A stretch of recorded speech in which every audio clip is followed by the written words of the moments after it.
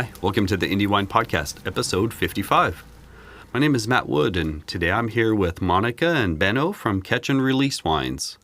We discuss how they got started and selling your first vintage during the pandemic, how their wine styles have changed and evolved over the years, and what farming and sourcing of fruit means to them.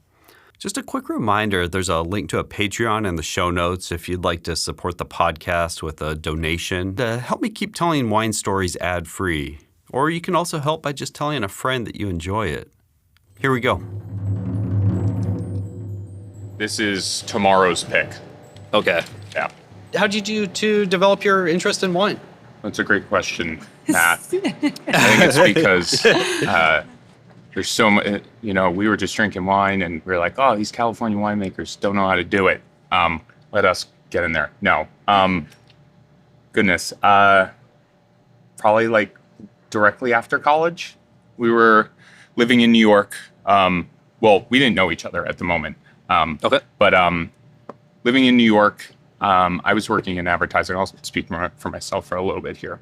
Working in advertising, and part of that job was going out to dinner at some really nice restaurants in New York and not having to pay for it, and kind of having carte blanche at a wine list that, and buying bottles that I couldn't afford and kind of diving in that way. So yeah, I always talk about it as being like a very engaged consumer first at probably starting just after college at 21, 22 years old.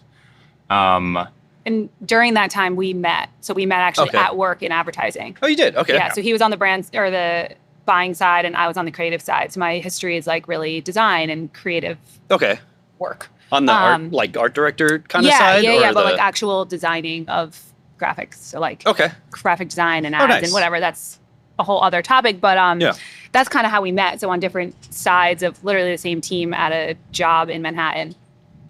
So yeah, like you were saying, that kind of led us to being his side of it, not the creative side. His side of it led us to be able to really just like start enjoying wines and becoming more interested in it and excited just from a consumer standpoint. Yeah, digital media buying. Shout out to digital media buying. That was the wild, wild west back then, and there was a lot of money flying around, and it was a fun time to be 22 years old and kind of, just really getting to explore kind of the best fine dining that New York had to offer. Not on your own dime. And then so it was started off with, kind of the classics, drinking a lot of Cab, drinking a lot of Bordeaux, came across Turley's Inn, got really into Turley for a second. Still love the wines. Goodness, there was probably a Prisoner moment. There was a Prisoner moment. Snuck in there. Everybody had one, I think. I think we need to be honest. We're going to practice honesty, yeah. And then I guess from a natural wine standpoint, at least for me, I believe it was 2013. I was at Gramercy Tavern and just asked the somm to give me something that I had never had before. And it was Scholium Project, Gardens of Babylon, maybe 2010, 2011. I can't remember the vintage. But that was really eye-opening. It was just like, what is this? And I think, part of the experience at Gramercy Tavern is so incredible to begin with. And then, kind of having this wine really accent it. And that sort of sent me down the natural wine rabbit hole. Just became really fascinated with these more sort of esoteric renditions of things that I knew, right? I think Gardens of Babylon is mostly Syrah. I sure hope I get that right. But so that was probably 6 years of that, of just kind of very infatuated consumption. Yeah, and between then and obviously now, but between then and making wine or anything like that, we moved to California, of course. So there was that. That was in 2017. And we were in LA first. And again, they're just really exploring, again, a lot of like just being at wine shops and going to tastings and, anything you can get your hands on. And that exploratory phase was definitely, I don't know, I think it's something we still do. That's very foundational, I think, to how we continue to learn and explore, but also so eye-opening of what you can do and, from all these different regions and places in the world. It's just something that is endless. So I think that's definitely been a foundational core of, I think, what has been fun and also continues to draw us in. It's never ending, which I'm sure I feel like you also experience. Yeah. Were there any wines that kind of grabbed you? Oh my gosh. Early on, I think, I'm trying to remember when it would have been that we first came in contact with Hayu wines. Oh. But I thought those were super, super interesting. I still do. And that's actually a trip we took in then, what was that, 2020? 21? Yeah. So much more recent. We were in wine at that point when we were up there. But when we finally got up to Hood River and got to, taste there and really have that experience. And so that was so interesting and fun for me. I felt like that was a particular producer that was kind of changed how I look at it and how I think about it and the tasting profile. So were you both still at agencies in LA and then decided to make the move up here, or? Let's see. We had actually been able to both carry our jobs. So we were at different places at that point, different agencies, and then moved around a little bit. So I was still on the creative side. And I was actually then able to carry that all the way up north. So doing creative work has always been part of the picture for me and still is. But he had stopped. So in what year was that? And he was like, no, I'm just going to taste wine. And what was it? The World Cup was on that year? I had he had a good situation. I had quite the 2018. I was working at a pretty big agency in LA, same agency that I worked at in New York.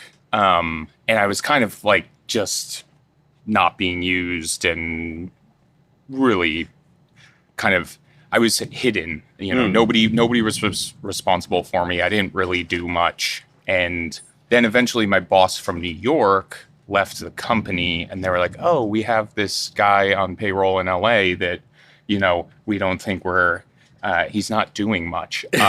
And so this was, I think, April of 18. They had this, I got super lucky. They were essentially you can take over this account, which did not seem like very much fun, without naming any names, and or we'll give you severance. And I was getting a little nervous that my lifestyle was starting to become very dependent on a salary that I could only really replicate in advertising, and I did not love advertising. It was fun early on, but my heart wasn't really in it. And so I took them up on the severance deal. Okay. And so, we were living in Redondo Beach. I got up every morning, watched the World Cup, went to the beach, and during those summer months, was reaching out to winemakers, natural winemakers specifically, seeing if anybody needed any help. And one by the name of Avi Deixler, who was running still runs Absentee Winery. He was in Point Reyes at that time. I believe he's in Fort Bragg now, but he was in Point Reyes at the time, and he took me up on my offer. So in mid-August, I shot up there and lived with him in Inverness, and we made the wine in a converted cow milking barn in Point Reyes that he had fabricated. Right. Yeah. I've seen the photos of it, but he's you kind of jumped in both feet into the natural wine then. Yeah. That, and he's there's no temperature control in there. It's 0 to, there's no compromising on that. And we made a lot of wine. I would say we probably got close to 2,000 cases in a very, very small space. And it was physical medieval winemaking. And I say that in the most loving, endearing way. Because I really got to see sort of the physical requirements needed for that. I mean, it was, you get 10 tons of fruit and pitchfork it into 1,000-liter tanks for hours, all whole cluster, then do, manual punch-ins by feet and hand, get super scabbed up, and then you essentially have to take a break for a week to let your hands scab over, and he would do the punch-ins, then I would do them the next week, get into punch-downs, and so that was, like 3 months, and, everything was hand-bottled, and yeah, it was such an immersive and incredible experience. And that was kind of like my first foray into winemaking, if you will. And from that, I made some connections in Napa and ended up taking a job for an online wine club, doing some sort of like concierge work that ended up turning into some wine buying. And Monica moved up in that fall. Then, after that harvest, we decided to move up, and just kind of like see where that could take us, kind of thing. I had the flexibility, which was really nice, and I think after that harvest, it was very like, oh, this could be something. This is really cool and something that's engaging. So we're in Napa, 2019. We got settled. And then going into 2019, in an effort to kind of continue the education, and I'm sure you've heard this from a lot of winemakers, kind of like early stages in learning how to make wine. You're staging, you're just like flipping continents. Sure.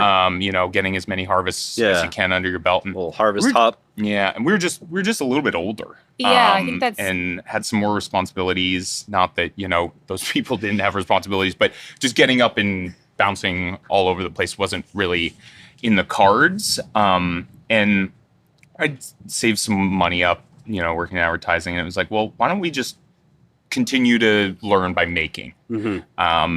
And so, in 2018, I think we probably contracted about 4 tons, 4 or 5, far too much for what we wanted to do. We wanted to drink it and give it away. Yeah, exactly. And just like experiment and see what it could be like to actually do it ourselves. And the plan was really like, let's bottle it and give it away for Christmas. Like, I don't know, just kind of have fun with it. Yeah. And then... kind of expensive hobby at that point. Definitely. Maybe? And I think in general, like us jumping right into things has been overall positive in the sense that there's so many things we didn't know then that I think maybe would have scared us had we known, but we didn't. And so we were like, let's just go for it. And I think that's actually something that was really positive for us early on because, as I'm sure you've heard from others, and it's like, it's tough. Like the wine business is tough and being a small producer can be challenging, has a lot of hurdles. And so I think, like us not knowing that and just having kind of this, what's the expression? Rose-colored glasses. I'm really bad with expressions, but I try all the time. Was really positive. And so we just kind of got some fruit. And of course, like he was saying, if you get 4 tons of fruit, like, it's not just sitting... 200 cases of wine, that's not for friends and for you to drink. Yeah, like your family. Ideally, you're not drinking all of that. Exactly, can't drink all that. I think to Monica's point, like there is and this we're probably continuing this trend just unknowingly, but there was a general kind of naiveness to things that I think kind of really allowed us to do stuff that maybe wasn't the smartest, but it hyper accelerated our learning curve. Because if knowing sort of outcome ABC would happen, we probably wouldn't have done it, but then we wouldn't also have learned XYZ. And so, 2019, we had a pretty staunch fascination with Jura. We were in a Jura phase. For sure. And we made some Chardonnay. We attempted to make some Enval Chardonnay, so without topping. And I was staunchly 0-0 coming off of my harvest with with Avi. And so we made some Chardonnay, and then we added some Barbera and Sangiovese that we made a red blend out of, and then some rosé. Okay. And, as I'm sure many people could guess, that Chardonnay was tough. I mean, we oxidized the hell out of it. It got bacterial. It kind of came and went. It did come around. Yeah, it took a while, but and then the rosé was excellent for 3 months, and then started tasting like wet lettuce. And then the little red co-ferment thing was awesome. It was about 16.5% alcohol and spritzy. But it was a sleeper hit with our friends. Yeah? Oh, yeah. That was super fun because it was super juicy, super fruit forward. To it, or no, it was fully fermented and spritzy and but it was boozy as all hell. Yeah. Just really fruit forward. You couldn't tell. Like, it wore it well for being obviously a little crazy. 16, and it was very fun. Yeah, it was great. And so, but, you end up with whatever it was, 200, 250 cases of wine. It was like, all right, well, we're going to have to sell this. And ideally, just sell it at cost and, get our money back, try again. And I think the what we did feel comfortable with, where we, lacked in maybe winemaking chops and sort of wine business acumen, we were comfortable building a brand, and that was kind of what our backgrounds were. Yeah, I was going to ask you, did that come more naturally to you, like selling it maybe, or kind of just, building the brand, I guess, like the identity? And I think it's funny. It's one of those things. So once we had, a couple hundred cases of wine, I thought it was super fun because it was like a branding project, and I finally get to do whatever I want. And it can be, sky's the limit. And it's funny, you learn quickly, even, I love design and I love the creative field, but when sky's the limit, it's actually very challenging as well. And so it was funny. Like, it definitely took, actually, from my perspective, longer than I thought to really hone in on what that initial launch should be. Mm-hmm. And it's certainly evolved since then, of course. But to your question, I do think the branding, it was something that, for whatever reason, it came pretty naturally that we were both pretty aligned on what we would want it to be and kind of what we wanted the energy around the brand to be. So that was actually relatively seamless. And of course, coming up with the name and like the actual artwork, like that is where it takes just like time, and you have to work through some ideas. But somehow I think, without it being the plan per se, the brand did kind of come together and feel pretty natural.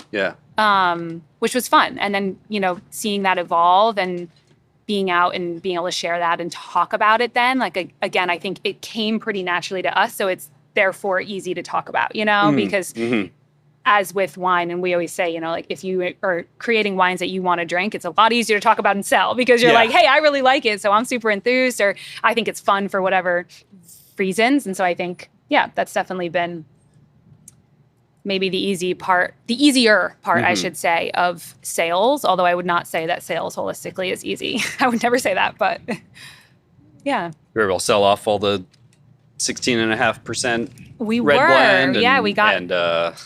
We got through that. And involves Chardonnay and... Yeah. And so that we were able to move that. Probably, the other kind of funny part of that is we made it in 2019 and released it promptly dead in the middle of the 2020 pandemic.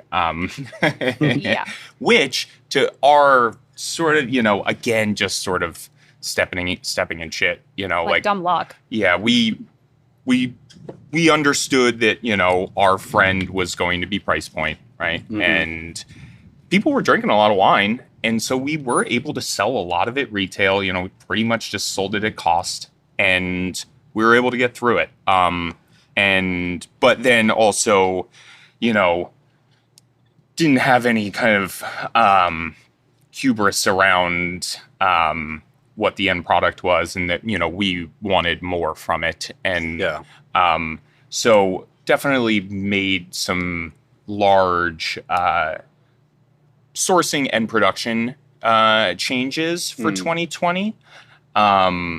And which result, also had a bunch of fires. So 2020, we ended up making about 400 cases of wine, but we completely changed what we were making. We made a Pinot Gris and a Pinot Noir from Philly Green Farm, which is a little biodynamic estate up in Boonville in the Anderson Valley. And then we also made a rosé from a site down in Madeira. That's right. And I believe those were the 3 wines we made. Okay. But during this harvest we came to the kind of relatively easy conclusion that some of the best winemakers in the world are able to make stunning wine without sulfur. And we weren't there yet. And little goes a long way, but so our sourcing's always been organic or biodynamic. That's kind of like the threshold. So we maintained that, but going into harvest, we were far more equipped via reading, via friends, winemakers of just like, hey, maybe think about it this way. I think like the immense learning from the first go at it, so to speak, was just huge. Like, and especially when you're doing it yourselves and, everything's self-funded and all of that. So that really like you start, once we did that, we're like, oh, wow, we just like made this little brand. Like, okay, wow, this is, we're really going to do this. And I think we both definitely had the interest and we're like, this is awesome and really fun and of course challenging, but also, there's a lot of enjoyment in it. And all of that kind of came together, I think, and made us much more serious heading into the next vintage and kind of like, okay, whoa, this is great. What do we really want to do here? And how do we want to learn? And what do we think would be the next right step to really continue to learn, but also really like improve upon what we started? Yeah, it's always like a pretty big learning curve when you're doing it just yourself. Like when it's all you doing it, you learn a lot when there's nobody 100%. To like nobody else there to sort of like fall back on. Yeah. And in 2019, we made the wines in Napa. And then 2020 was the first year we started working here where we are at Punch Down Cellars in Santa Rosa, where there is a plethora of super talented winemakers that know, forget more about winemaking in a day than, we still know. And that was really, really helpful to just have people to bounce things off of. And just, make more intentional decisions, more informed decisions. It resulted in what I would consider very good wines, especially the Pinot and the Pinot Gris. Now, I do, we rely because of our production style of, everything's native yeast, we use a bit of sulfur, but that's it. So we rely quite heavily on source material. Sure. And this one particular farm, Philly Green, is an incredible place, and they're very, very talented farmers. And those wines really, they're perfect for people like us who they don't need a ton of guidance or correction. It's more, just sort of making, the few decisions that we do make of pick times and pressing times and, all of that. But there weren't, nutrient issues, things weren't sticking. It was all very smooth. And I think that was really, really helpful for us early on to just kind of get one under our belt and be like, oh, you know what? I'm like super proud of this wine. And still a ton of learning, Sure. Probably bottled the Pinot a little too early, had to end up sitting on it. But just overall, like light years ahead of 19. And then I would say, this is the thing about wine. The education is endless, right? Like that's kind of what draws us to it is there's a mastery of it. Although many people will tell you, not many, there will be people that tell you they have wine mastered.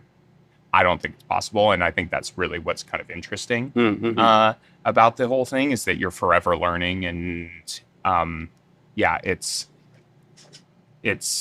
really kind of motivating and inspiring to be like, all right, this never really feels stale or old.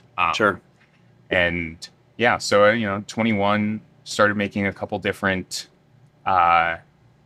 SKUs, started doing some skin contact wine. The first vintage of what you have in your glass, which is Block Party, was in 2021. How'd that come about? Yeah, that was Pinot Gris, Gewürztraminer, and Riesling. We wanted to make a skin contact wine, and we wanted to make something with some aromatics.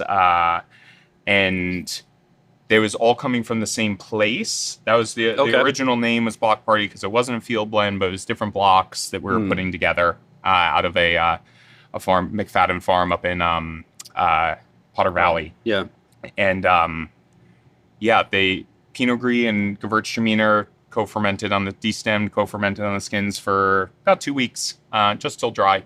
Then pressed off, really kind of gentle extractions, not trying to pull tannin, more trying to pull color.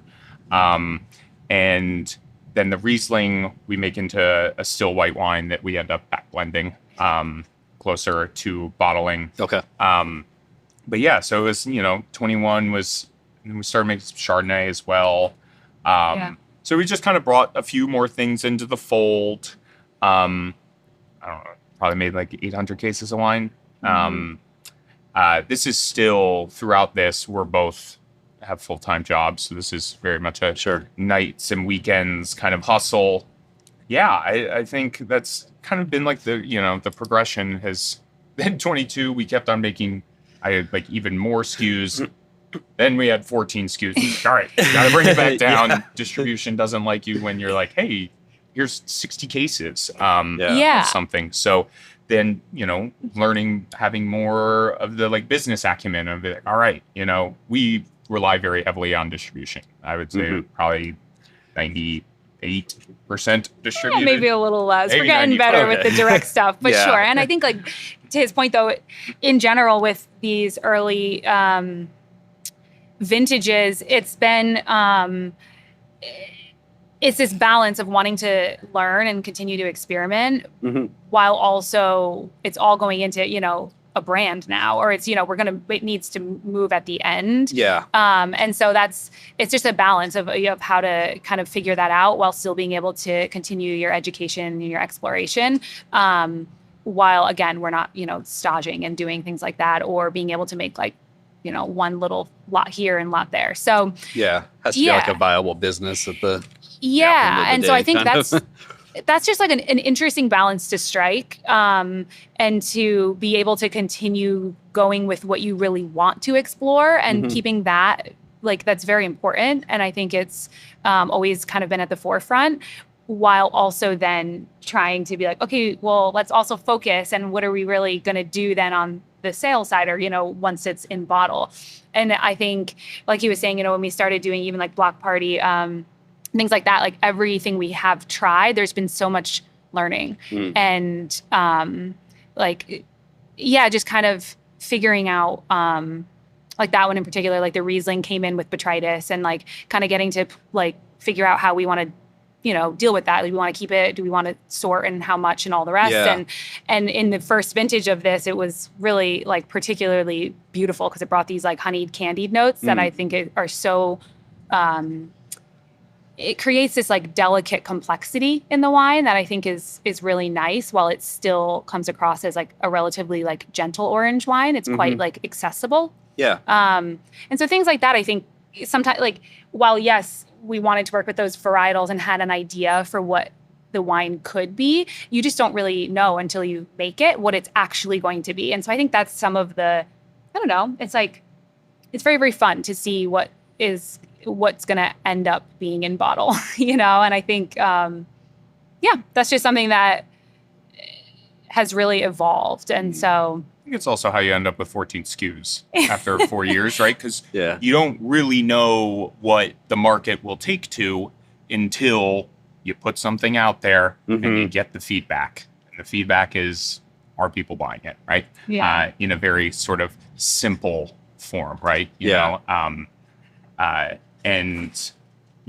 found, I think we've found a good kind of mix of wines that we love and we like making and receive a positive response in the market. And so, yeah, this year, this harvest has been sort of a refocus onto those things, while still kind of giving us the ability to, experiment. And, if we make more esoteric stuff, or even just Syrah. Syrah is like the hardest thing in the world to sell, right? You're pretty much only selling to winemakers. But we love that. So we want to keep doing that. So, you make a ton of that, and then, you're building out other SKUs that are a little bit more palatable for the general public. So, yeah. Yeah, you feel like each year you just kind of like honing in a little bit more what the brand and the winemaking should be? Yeah, I kind of think this year is a very important year for that. Okay. I think prior to that, we've definitely worked with certain sites year over year. Of course, that's really been important in learning, and also especially like the Philly Green Pinot Gris. I mean, that connection is actually through a childhood friend of mine. So really just an awesome blossoming situation there. But and I forgot what I was going to say. Well, I think in general, this just takes a lot of time, right? I've heard people say it on the podcast before. You could be running a wine label for 20 years and you've done it 20 times, right? And so there's just, there's kind of infinite growth in terms of, perfect. There's so many opportunities to get better within winemaking, within selling the wine, within, just balancing your books and really just kind of dialing things in. There's so many aspects to it, like it's not the sexy stuff, but like learning your compliance and like understanding it and making sure you're not going to go to jail because you're not filing your taxes. And it's all this stuff that, we certainly didn't have any background on, but it's important, and it's important to the business. And I think it's just been this kind of ever-growing, ever-changing little business and side project turn hyper-intensive full-time project. Just trying to make the best decisions where we can, not get too far out of our skis. We don't want to have extra wine. We want the wine to be sold, and hey, if we miss out on some sales because people still want it and sold out, so be it. That's also sort of been a focal point for us of just really. Go ahead. That's what I was going to say. It was really just that in the previous years, it's been much more like exploring and like, oh, this really interesting site came up with an interesting ton or two of this or that. And it's been much more like, outward in that way. And that this year has definitely, we've been heading into this harvest and really, of course, with the market and things like that, just really trying to, okay, what do we think we do well? What do we really want to stay super consistent in? And how do we kind of focus a little bit more? So it's kind of been an outward, and then now we're coming back to, which I think has been a very, like, again, natural trajectory for just how the whole thing started for us. It's kind of, it makes a lot of sense that that's where we'd be at heading into our 6th harvest. Yeah. What is it that you guys look for in a vineyard that you want to work with? I know you said, organic or biodynamic, but sort of aside from that, are you looking for certain varieties, or is it you prefer to concentrate in place and then kind of see what the varieties are growing there? Or? It's a good question. Certainly not place. Every year we talk about, and by place I mean access in proximity to the winery. Every year we talk about kind of trying to pull our sourcing in a little bit closer, and somehow we just end up further and further away. So we do a lot of driving, but I would definitely say back to that kind of point of source material of being super important, and trying to work with, farmers that are engaged and, prideful of sort of what they do. And, I always, try and make a point of, we're not farming the grapes. And sometimes there's a little bit of like an imposter syndrome that comes about with that. But and it's lessened year over year because I think we're okay.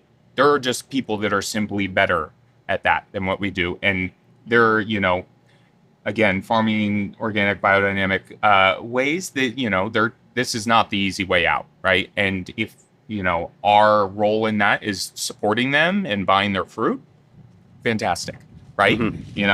I also think that, well, back to your question about kind of what we look for, intention with farming, people that are super engaged in their site, varietally specific. Yes, but I don't think we're like, it has to be this. Yeah. Okay. Especially again in these earlier vintages, it almost can be any one of the things you said. Okay. It could be the person and what they're doing. It could be site, like, maybe we've had a wine from that site, or we're just interested in the Russian River or whatever it may be. It could be terroir. It could be something interesting going on at a specific site that's like, ooh, I don't know, Chardonnay with limestone could be interesting. Let's see. So it's almost like it could be any of those things. Okay. I don't think we're overly specific to one or the other. Yeah. I think there's also, there's also just vineyards with pedigree. Yeah. And we're gonna get some fruit from Rorik this year, nice. And we've wanted to work with that site for a long time, and it's typically, been wrapped up under contract, or Matthew's making most of those, making wine out of most of that fruit. And the opportunity popped up. It's like, let's jump at that, right? Because we know people that make wines that we really like, work out of that site, think highly of that site, have the same sort of ethos. We go up and visit, and it's more confirming, or it's more of an affirmation type thing where it's like, this is exactly what we thought it was. Yeah. What, 3.5 hours away? It's not close. It's not the easiest drive from Sonoma or from Santa Rosa, but like that's fine. And certainly there's a handful of wine vineyards pedigree, and then varietally sometimes. I think we as long might. As it checks other boxes of like it's not. If we want Gamay and it's overgrown and nuked with glyphosate, we're obviously not touching it. But it's if it's something that seems like it's cared after, and it's like, all right, let's. But we don't know a ton past that. I can ask the standard winemaker questions of like, whoa, what's the Yan, and do you have the historical data on your juice panels at pick? Like that can tell you a little bit. Ideally, will the wine be stable? Are you going to have problems during fermentation? But in order to really understand the site, you got to work with it, and you got to work with it for a while. Yeah. We've been working with Philly Green since 2020, and still learning every year. I mean, we think the wines are getting better, but that's our longest standing vineyard, and that's going into our fourth harvest of that now. Yeah. Okay. And it's again to the sort of forever education piece in wine. It's been really kind of captivating, and just kind of pushes you to learn more, keep doing. Mm-hmm.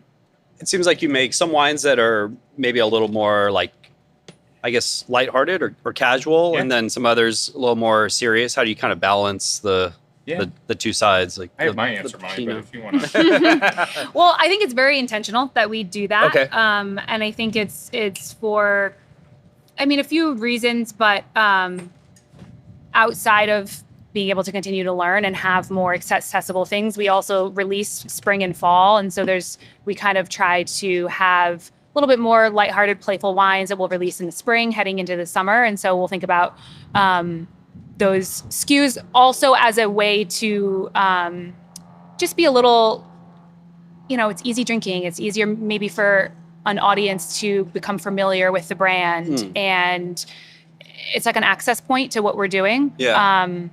And so I think it's nice to kind of have that balance. And so, you can pick up Block Party or something and enjoy it, and it's really fun. And I think then, you have the Pinot Gris CoverGirl or something like that. And it's definitely a much more serious wine. Yeah. And so it also showcases a range, I think, of stylistically what we're into and what we want to, continue to create.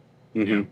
Aesthetically, or kind of how you point these out in the wild, is most our playful bottlings go into flint or clear colored glass, and then our sort of longer elevage, more serious stuff tends to go into antique green or just darker glass. And I don't know, I always try and make this point of, you say more serious, and that truly doesn't mean better. It just means different. Sure. Yeah. Different times. Yeah. A different scenario. Yeah. And I think we have an appreciation for both styles of wine. We drink both styles of wine. And just trying to not pigeonhole ourselves into we do XYZ forever and always. And because that's, again, not like what we love about wine. We love all the change, and we love kind of the variance that can be. I don't know. I say natural wine. Sometimes I shiver at the term because everybody's got their own version of what that means, and not really here to litigate that. It's, we make the wines in a style that we feel is, creates good drinkable wine, while also kind of intervening and changing things as little as possible. Neither of us have, like I've been talking about, we've very much learned by doing. Neither of us have Davis degrees. I wouldn't even know where to start with, some like big chemical overhaul, right? Adding water means you have to add acid. I have no, I could look it up, right? But I don't know those proportions. I don't know what to expect from stuff like that. And so it's, I think it's really just sort of focusing on what you like, and then what you feel comfortable making and comfortable standing behind, and then just go for it. Rip the Band-Aid off, and sometimes you make mousy Chardonnay, and then other times you make excellent Pinot Gris. So it's but again, it's all part of this kind of learning.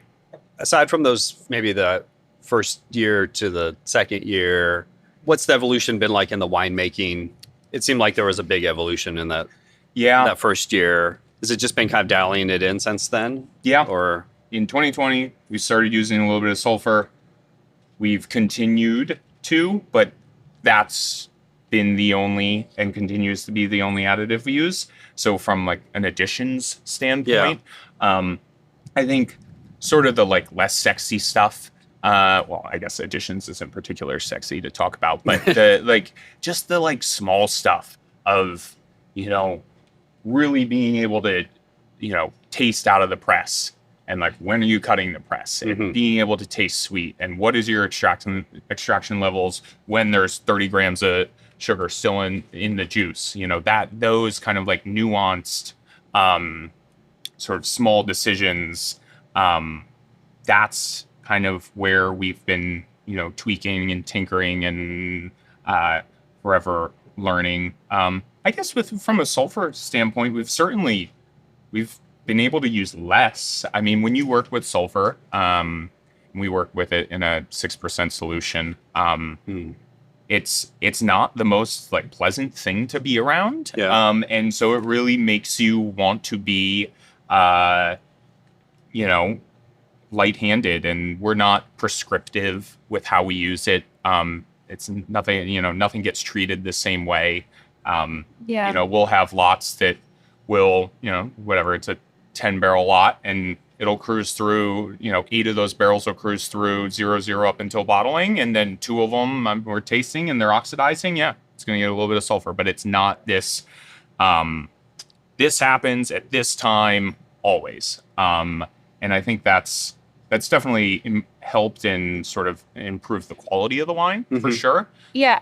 I think just being as precise as possible. Okay. And that becoming more and more comfortable with that is something that I think has evolved, like he was saying, and we've improved our ability to read and understand what we think should happen and to be able to be more precise and not kind of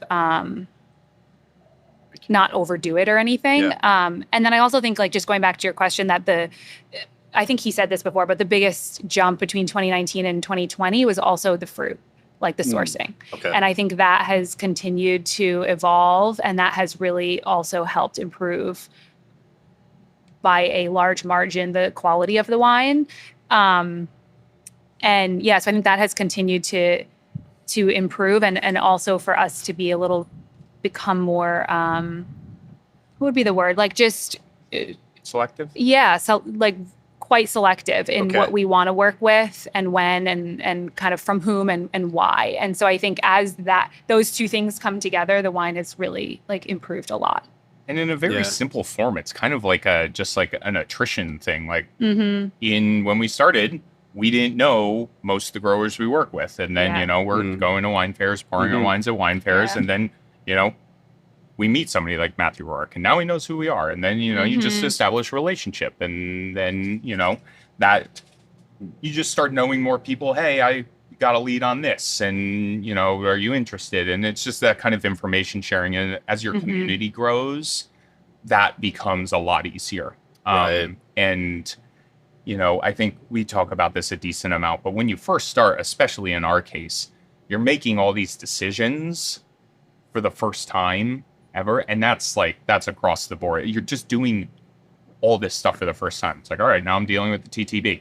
Yeah. And it's all that stuff just takes longer because we've never done it. And then you're dealing with distribution and how to price your wines and all the state by state regulation. And it's just, as you continue to do things, it just becomes ever so slightly more easy. Yeah.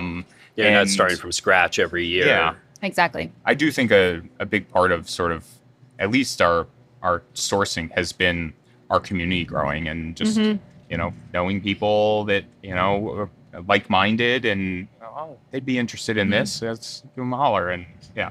Yeah, I think actually back to your question from before, it can also be a farmer or someone who we know who's taken over a site. And now we're like, oh, well, if they're going to farm it now and we know what they've done, like now we're interested, like, well, what's at the site, So that's actually, I think, another way that we've also come across fruit that we're interested in. Okay.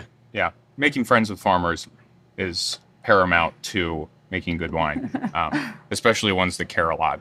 Yeah. I think maybe Marty mentioned it in a conversation you had with him, but David Rothschild's also a good friend, and he does some Pinot for us. Nice. And you spend time with him, and he fucking cares. He cares a lot, and like that's the people you want to invest in. That's the people you want to, since again we're not farmers, it's like I want the person that's fully dedicated to their craft. Yeah, and that's who I want to support, and those decisions are actually kind of like when you meet those people, it makes it easy. It's just, meeting them. That takes a little bit of time. Yeah, probably, especially in a tough year, I imagine that's like a much bigger thing. When there's no issues in the growing season or less issues in the growing season, it's like, harder to mess up, I guess. But when you get heat waves or frost and things like that. There's always something to have. Yeah.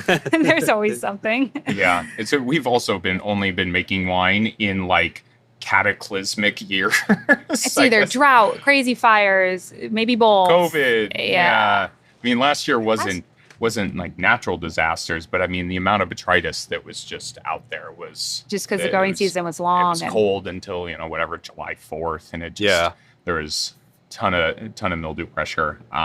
So yeah, it's, last year was kind of like we started harvesting kind of late August, and we're continuing to bring things in through October.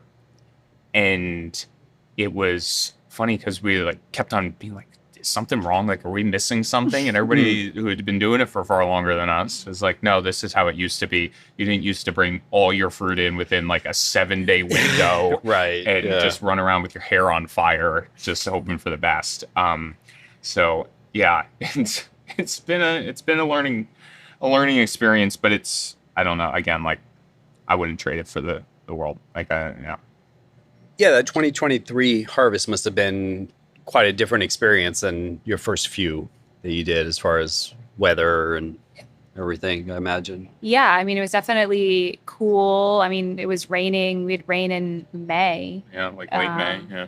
And yeah, so it really pushed things out. And then there was that heat spike. Actually, what was it? That was 22. Labor Day. 22 was that 22? That nasty little Labor Day heat spike. Like it was like 107 for 4 days. I mean, but a testament to kind of like good growers. I mean, we left our Philly Green Pinot Gris out through that, and it had a really strong canopy, and it was totally fine. I mean, like the fir trees next to it were literally burnt. They were like turning yellow. It was so hot. But that vineyard, just super well maintained and well taken care of, and it made this the wine you're drinking right now. Yeah, and that was delicious. Yeah, and it really again had no problems. But yeah, I guess last year we got our butt kicked by a little bit of botrytis last year. Riesling, botrytis in Riesling tends to handle it pretty well. Like we've dealt with botrytis in Riesling before in previous years. And yeah, actually both years on that block party. Okay. Yeah, and it's really hasn't given us problems. In fact, it's really only enhanced the wine. We had some botrytis on some Chenin Blanc last year that I think we could have probably handled a little bit better. Okay. Just sluggish ferment, VA creeped up on us. And we actually, and it was not the farming issue. It was just the amount of mildew pressure, but we actually ended up kind of getting it through by finding it with Pinot Gris that were super, super healthy and just kind of like got things back on track. But yeah, I think there's, we certainly like to acknowledge where we can, improve. I think sometimes and it's nobody's fault, but there's this feeling that like if you're a winemaker, in order to sell wine, you have to kind of say I'm the best winemaker and this is the best wine. And I get it from like a sales standpoint, but it's really, this is a big learning sort of project challenge for us too. And while we're incredibly proud of the wines that we make, that's not to say, we can't be learning every single year and improving. And I know I keep on going back to this, but it's kind of like what keeps us interested, Yeah. And there's just so many different ways to do it. And it's not like wrong or right, it's just different. And so there's so many different outcomes with that. And yeah, so I think it's fun to have that mindset. Yeah. What else do you have in store for kind of the upcoming 24 harvest? I know starts tomorrow for you, it sounds like. And starts tomorrow, yeah. Well, Albarino coming in for sparkling. What else are we doing? We have a chilled red that or chilled red, whatever, a light red. Yeah. It a light red chilled, blend. Yeah. Should you so choose. That we released in the spring called Credits and Cameos, which is a Pinot Noir, Gamay, and Trousseau blend. We'll be beefing that up a little bit this year. We kind of do that in like a carbonic style, right? Yeah, the Gamay, the Gamay we lock up. Okay. And I know carbonic sometimes gets like a little bit of a bad rap because everyone says it sort of obscures terroir, whatever that means. So it's also kind of nerve-wracking because you can turn your wine into salad dressing quite quick if things go awry. Then we'll have a single vineyard Gamay out of Bay Tree Lane that we started working with last year with a handful of lovely other winemakers, two of which are here. And so at here, I'd say at the same facility we are. And so we get to bounce questions off of them. And it was really fascinating. We all made the wine. We picked it on the same day, and all three wines are completely different. And it's super, super cool to just kind of dive into that. It's neat to sit down with those and try them. And again, like it's, John Lockwood from Enfield and Drew from Trail Marker, both serious winemaking chops. And, we consider like kind of springboards for all of our bad questions. But being able to bounce things off of people like that is, super helpful. Yeah. Kind of like fast tracks sort of our knowledge bank. Yeah, and I think also just being around and being so close to it, you can see what other people are doing and see how things turn out. And you're like learning, therefore, via what they're making as well. And just by being around it. And so I think that, again, it's like really been helpful for us because we are learning by doing. And so you're able to kind of learn more by what everyone else is going to do too. Yeah. So that's great. But yeah, we'll do the Pinot Gris. This is our Trident 2. We'll do Block Party again. So Pinot Gris, Gewurz, Riesling. Middle Child, which is another orange wine, a little bit headier rendition. Yeah. Mostly Riesling, a little bit of Chenin Blanc. But that's kind of like the more extracted, more herbal skin contact wine that we do. Get some Pinot. Yeah, we're getting some Pinot from David. Nice. And then we're getting a little bit of Trousseau, but again, that's going to go into that red blend. Yeah. What else are we doing? Albarino. Yeah. I think kind of like what you're saying earlier, we're really, actually trying to focus in. So it's a little bit work with sites we've worked with before. We do have a couple new sites, but really trying to do more of that going into this harvest. Because I think, that's something we've had a little bit too much fun in the past. And to be fair, it's a hard year to do that because there is fruit available and really awesome stuff. And so it's definitely a challenging year to try and say no.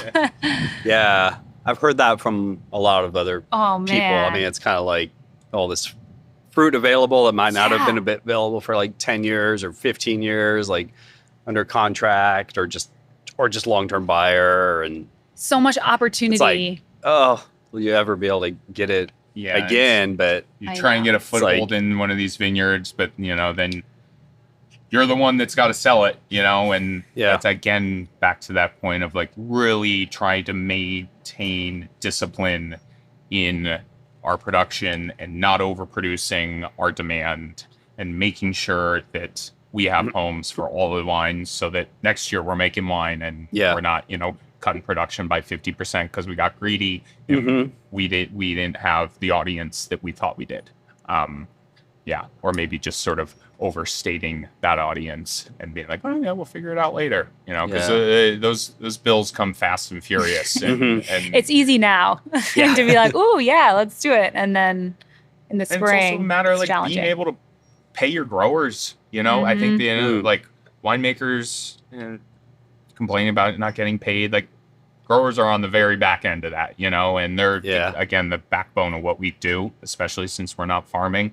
And so it's really just trying to, if we're signing on for something, we know we can pay for it. And that's trying to be responsible with our production size. Yeah. Seems like you turn around most of your wines fairly quickly. You're not really like over vintaging anything, right? Or few, I guess. I would say like historically, yes, few. We are starting to do that more and do it more intentionally. And so I think off of the last point that we were just talking about, we're trying to be quite intentional with that and finding select sites that we would really want to over vintage something and really take time to develop and get a small amount of that and really invest in that, whatever it might be, like 3-year project. But again, it's challenging to do that, of course, to sit on something for that long. So we are trying to start slow with that. But it's very much, I think, something we both really want. I mean, we were it's doing just hard. We're sitting on 2021 Syrah from Alder Springs. It's awesome. And it was just a monster for the first 3 years in bottle. And so you have to sit on it. And that's, again, just sort of this naiveness that we had early on of just, hell yeah, that's a cool site. Let's make it. And then it's like, oh no, this wine needs time. And balancing, sitting on a wine for 3 years is not super COGS inducive.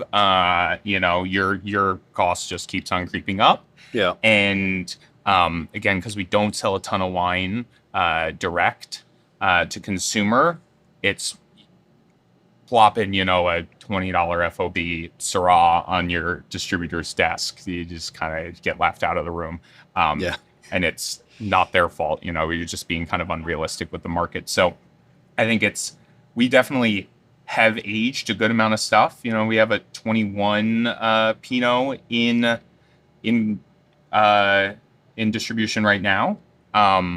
And that's fine. Holding on to it, that's fine. Making 250 cases of it like we did, probably we should have made 75. Okay. Yeah. So that just kind of like those small sort of tweaks of, all right, yeah, if this is getting over vintage, this is getting held over, you're making 2 barrels, 3 barrels of it.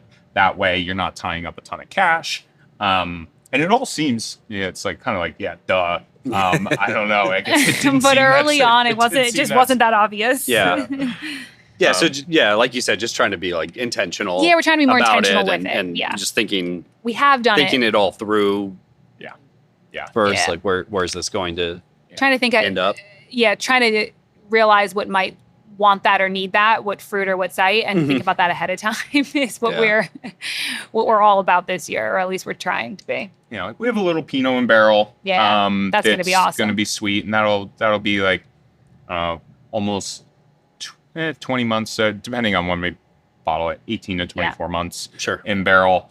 We have some Chardonnay that's similar, but again, just smaller quantities and trying to just be a little bit more intentional with that stuff, especially the stuff that needs the time, right? You know, because bottling something, having a 6-month élevage and jamming something into bottle, especially these kind of more extracted reds, they're just not ready, and they show it. And, we almost to a fault sometimes have not put wines into the market that we have not deemed ready, a la Syrah from 2021 that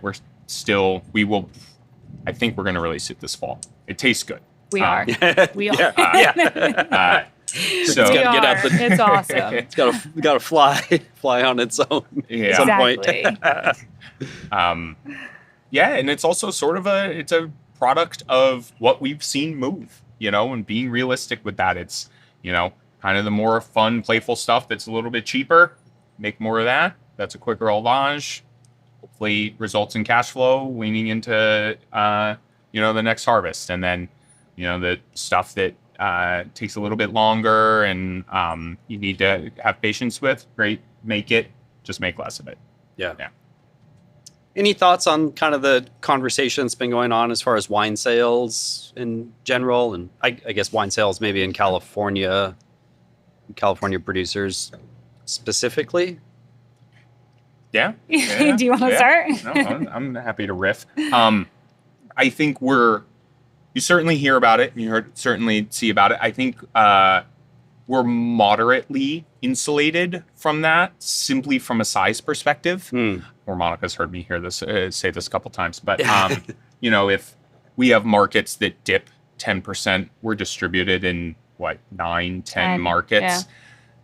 If we see a 10% dip or something like that, we are able to make up for that by opening another market. Okay. I think that hits people that are, in 40 of 48 states, and you see that dip, that's when the crunch is really on. Again, we probably make about 2,000 cases of wine. Yeah. And you definitely hear about it. I don't know. Again, this may be like a naive sort of winemaker head in the clouds, but I don't know if we've felt it per se as much. I mean, we also, I don't want to sell this short. I mean, Monica in particular, we are in the market a lot. We work very hard to sell our wines. And I think our first vintage launched in 2020. So we don't have the vintages prior to COVID to look at kind of how that changed so drastically during that time period. Yeah. So we don't necessarily have that historical data and know what that was like. And so again, like we said this earlier on, like kind of going into things and being a bit naive has been overall, I think, a good thing for us. And yeah, I think the market is certainly challenging right now, and wine sales are challenging. And there's a lot of small producers in the space. But I tend to think of it like, the more the merrier. Like, I tend to think of it as like, it's so interesting and it's so fun, and there's so many people who are interested and passionate and making really cool things. And so I think I think there's been a lot of right sizing in the economy in general coming out of those COVID years, So I think it's a little bit, I tend to look at it on par with that. And I think it's very encouraging to see that within the general wine market, while yes, it's down, natural wine is growing, like that sector within it is growing. And I know that's a very, kind of controversial term and all the rest, but our wines do tend to fall within that and tend to be looked at in that light. And so therefore it's, it's been well received. And I think, like Beno was saying, I tend to go out in the market relatively often, and there's a lot of enthusiasm. Yeah. There's people trying the wines and really enjoying them, and wine fairs are really fun. And I see that too, And so I think, I don't know, we're in challenging times holistically, and it can be easy to see a lot of, like, not doom and gloom, but just that it's hard, Things are definitely hard. And so definitely don't want to undermine that. But at the same time, like, I think there is a lot of, like, energy and positive enthusiasm for natural wine. And so just try and ride it out, I think we definitely are. And be realistic with what you can sell. Exactly. Yeah. And so be realistic with your production, don't overproduce, and see what happens, like any industry, industry, there are ebbs and flows. And I don't think people are going to stop drinking wine. Wine's been around since the beginning of time. Yeah. So, I think there's a certain staying power there that people love it. It's beautiful. It's this awesome art form. And so, yeah, I think we'll see how it all shakes out. Yeah. Yeah. I think that there is an inherent and very natural want to grow, just like always grow.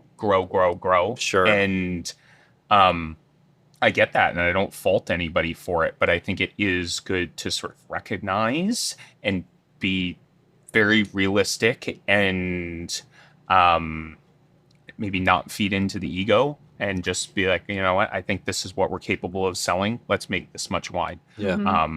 Not, hey, we sold all our wine. Let's double it. And, if people do that and they're successful, great. But all the more power to them. It's just kind of not how we're thinking about it. Yeah. And trying to just, what can we do this year? If it's not doubling in size, and maybe that's what we wanted and thought about, well, it's like, okay, well, you don't always get what you want. So what else could we focus on? What could be an interesting thing we could lean into or try and explore? What are creative ways we can do to, like, what can we do in this situation and in this year? So I think, we just try and be really mindful of production, and just kind of see where it takes us. Like, again, it's not like a 2-year project for us, Like, we're in it for the long haul. So there's also that, it's like things will ebb and flow, and we'll see how it goes. There are definitely going to be hard years. I think that's to be kind of expected if you're doing anything entrepreneurial, and particularly wine. Sure. What's this that we're... This is the 2022 Pinot from Flacchini, which is over in the Petaluma Gap. I'm looking for the alcohol for you. 12%. But pretty standard fermentation. We kept it relatively cold. I don't think it creeped over like 80 degrees. 50% whole cluster, 50% destemmed. Went dry on the skins, pressed it off, neutral oak for about 10 months. And then to bottle, but this is unreleased. So this is the 22. This will come out in the spring. Okay. Moderately aged. Again, less extracted, so doesn't need as much time. But Pinot in general, just it tastes good early on. It's got like all that kind of sexiness about it. But it really becomes kind of a one whole, or this more balanced thing after a couple years. At least that's what we've found. It's really lovely already. Yeah, we love Pinot Noir. Pinot Noir is maybe not the easiest thing to sell, just because it's a bit of a crowded market. Mm-hmm. And so we make a little bit of it. That's 75 cases, and that's great. We'll be able to make our way through it. And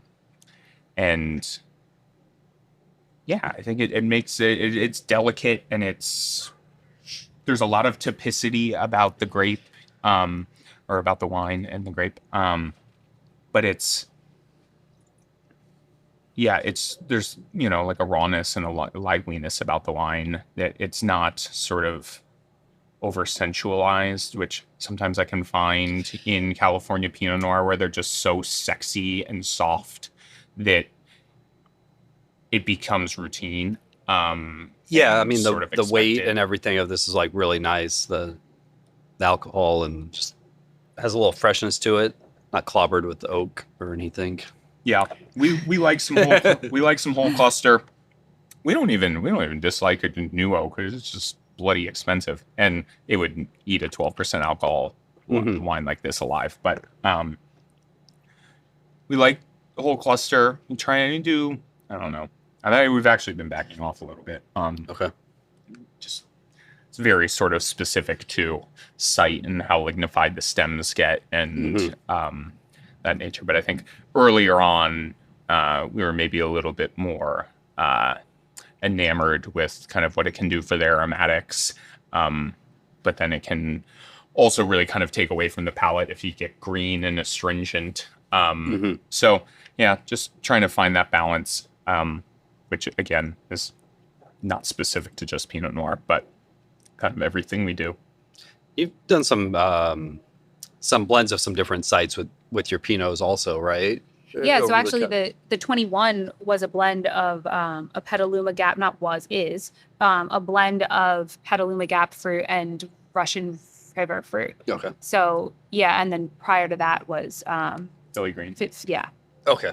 Was an Anderson Valley Pinot. Usually I think that really will depend on just what is happening that year and that vintage and what it tastes like. I think in 21, those two sites almost felt too kind of extreme in different directions. Okay. The Russian River, like really having that, Cherry cola bomb thing, and that's like so kind of over the top in that way. And the Petaluma Gap fruit being a little more like astringent and green, and like it sits on this hilltop. It's the windy area and or on the side of a hill. And so, blending those actually came together to create this like beautiful kind of portrait of a California Pinot while still having this like rugged raw element to it that I think is really compelling. And so I think it kind of depends on the year what we end up doing. And this 22 felt like it could really stand alone and do its own thing, so to speak. Yeah, it's really, really nice one. I think it'll be beautiful for a spring release. Yeah. Pinot, it has that, it's very light and it's delicate. Yeah, that'll be a big grape wine. And I mean, it's already drinking really nice, but like another 6 months in bottle. Yeah. Was there anything else you guys would like to talk about? Anything like we feel like we missed or kind of glanced over or anything? No, I don't think so. I mean, this has been sort of an ongoing project. I can't say enough about all the people we've met and just the kind of community that we've been able to kind of establish here, and how much like interesting stuff is coming out of this region. And you've had a lot of those people on your podcast already. But yeah, just paying attention to California wine and just sort of the younger brands coming out of it. I think there's a lot to be sort of discovered, and people for sure really experimenting, but other people are just like, super talented. And there's really good wine coming out of here, and I don't know, I'm very much excited to see sort of the next iteration and what the next 10 years look like. because we drink plenty of European wine, but like there's also, so much American wine that we just get down with and is super inspiring. I think back to so many of the kind of bottles of wine that, those AHA bottles, and over half of them were American, and we've been to France plenty of times, and those wines are great too. And, I think it's okay to sort of, draw inspiration from everywhere and just kind of appreciate. I think it's pretty easy to appreciate good wine when you start making it and you realize how difficult it is. Yeah, for sure. Yeah. But I was going to say, honestly, the same thing. I think, if anything, like the community, we didn't necessarily touch on that or go as in depth on that. But I think the community out here is amazing. It's so awesome. There's so many cool people doing interesting things, but also just how warm and open people are and wanting to, talk about what they're doing and share. And hey, fruit is coming up over here. Are you interested in all those types of things? I think it's been, it's just so much fun to be a part of, and it's awesome. And I'm so appreciative of what other people are doing and the inspiration. And I also think in terms of drinking American wine, I think I'm excited. Your podcast, this is awesome. It's shedding light and bringing that more into the conversation, and hopefully, people will hear it and be inspired to try the wines, of all these producers that you've talked to. And I think that's super exciting. And there's also cool stuff happening in Oregon and Washington, all over. And so, I just think that American wines have a lot to offer, and I'm kind of excited for people to continue to discover it and kind of, just see what this, I don't even want to say younger generation, because it's really not even that. I think just maybe the wines that are being produced right now, there's kind of this interesting new wave, and I think it's awesome. Yeah. Super fun. Yeah. I know you said 95 to 98% of the wines are in distribution, but what's the best way for people to find them or follow? catchandreleasewines.com. Monica made the website and she's very proud of it. It is a very great I made the website. It's a good website. I love design. I really do. And I love doing everything for the brand. It's super fun. And the website was really fun to make. So just throwing that out there. I feel like a lot of wine people probably didn't say that. So the website was fun to make. But we're on Instagram. Catch and Release Wines. Just spell it all the way out. Don't forget the S on the end. Wines are in New York, New Jersey, Massachusetts, Rhode Island, South Carolina, Georgia. Look at him go. Nevada. California, Texas. Is that everything? Michigan. Maybe Michigan soon. Michigan. Okay. Yeah. Working on it. Yeah. Yeah, but I think as other producers have also said, direct is super fun. So definitely do that. And we're out and about. We're out and about often, around fall. We try and be out around releases. Of course, fall is challenging with harvest, but so we try and go out and support the market. So if you follow us on Instagram, it's the best way to kind of come taste and awesome. Find us at events. Yeah. Appreciate it. Very cool. Yeah. Thank you. Yeah, thank you. I'm glad we can make it work. Yeah, this is awesome. Right before harvest. Literally right before. Yeah. Thanks for listening today. The Catch and Release wines are really great, and they have a wine for every occasion. The Pinot Gris is a dialed-in and serious version of the grape, while the Block Party is a more juicy and aromatic orange wines. They have a lot of other wines to choose from also. You can find their wines at catchandreleasewines.com or follow them at Catch and Release Wines on Instagram. You can follow the podcast on wherever you're listening and the Instagram at Indie Wine Podcast. And feel free to email indiewinepodcast@gmail.com with comments, questions, or feedback. If you could tell your wine friends about the podcast too and help spread the word, I'd really appreciate it. Rating or subscribing helps too. There's also a Patreon if you choose to support the podcast monetarily to allow for more episodes and to help defray other costs like travel and research book purchases, and try to keep the podcast ad-free. Any amount is appreciated. I have a small token of my appreciation to send to you also if you do. Link is in the show notes. We'll be back soon with another episode. Have a good one.